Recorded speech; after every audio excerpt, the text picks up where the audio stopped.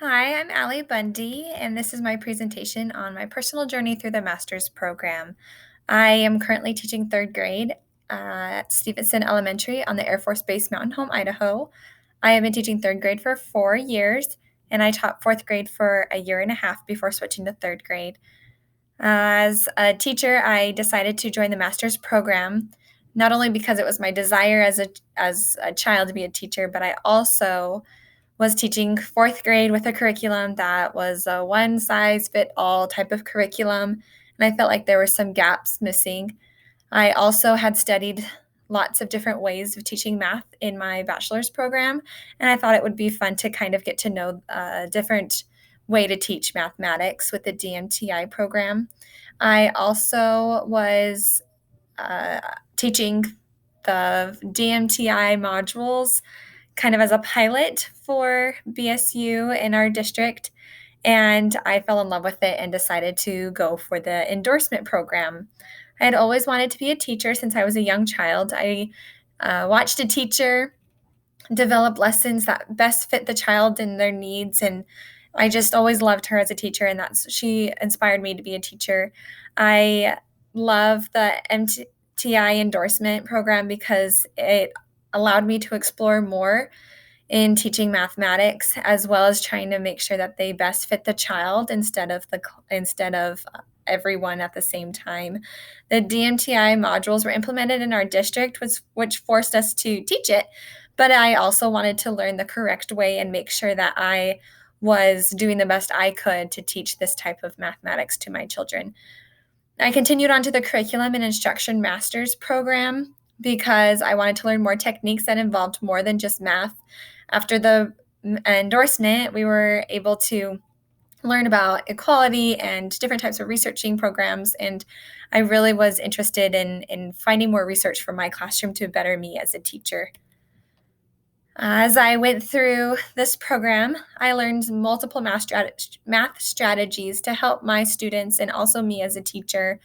As I went through my first MTI class, I really realized how much there was besides just standing at the board and teaching mathematics. And I was able to watch my teachers engage the students and making sure that we knew they showed they were an example of what to do in our classroom.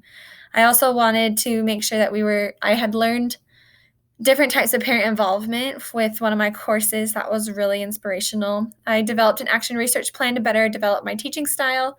I created an engaging environment, and I also learned how to allow students to develop their own thinking. My favorite thing that I did in my master's program was my action research program or project. I was able to work with two other teachers in my school with this project, and we decided to do it in my classroom. And our main question was, how does the implementation of iconic and symbolic models influence fact fluency in grade 3?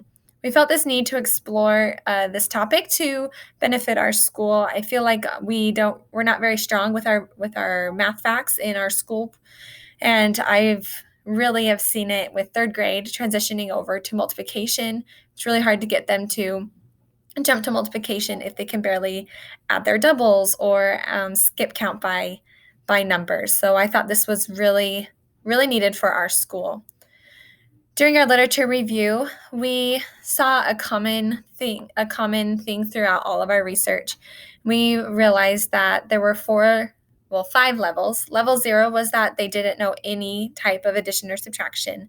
Level 1 was a direct modeling and strategies where we used concrete models and we really focused on inactive and really trying to gain that number sense and having the students explore before moving on. Level 2 is when you use both modeling and verbal/mental counting strategies. So we model, we also are explaining our thinking as we work. Level 3 is students rely on just the verbal and mental counting strategies. And then level 4 is using derived facts and retrieval facts, like for multiplication 0, 1, 2s, 5s, and 10s. For our project, we divided my class into 3 groups. and we based them on the IMA scores from the DMTI program. Group 1 was just focusing on symbolic and iconic, and they were being taught at the same time. So I was able to use a model that we had drawn, and then we tied it to actual multiplication and showing how we can decompose numbers.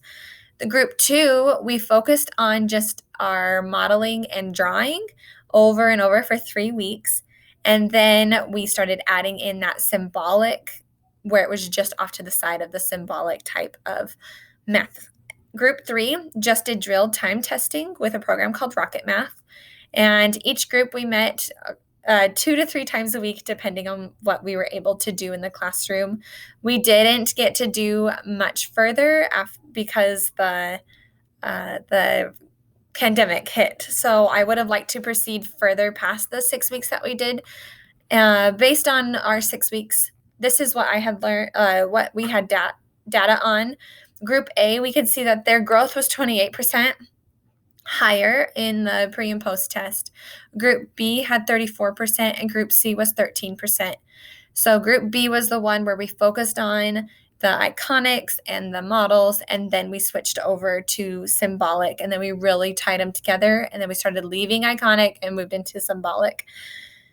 Group A was both at the same time, and group C was just drill tests. And as you can see, modeling is really important in order for students to know their fact fluency. For now, my impact for now is that I am now currently teaching math facts this way with modeling and using lots of area models and then switching over to symbolic. It's definitely helping them with their fact fluency. I am still using Rocket Math just to test them after a couple of weeks.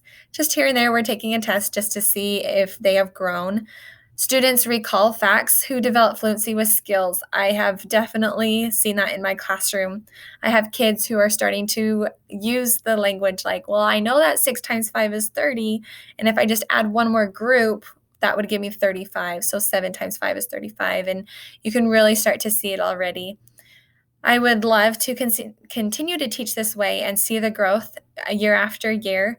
I have also started to share this with my colleagues. They're not totally on board, but I have definitely seen the power of these skills in my classroom, and I would love to explore the topic even more and share with my colleagues as much as I can to better help our school. And that is everything that I've learned so far, and I cannot wait to research more.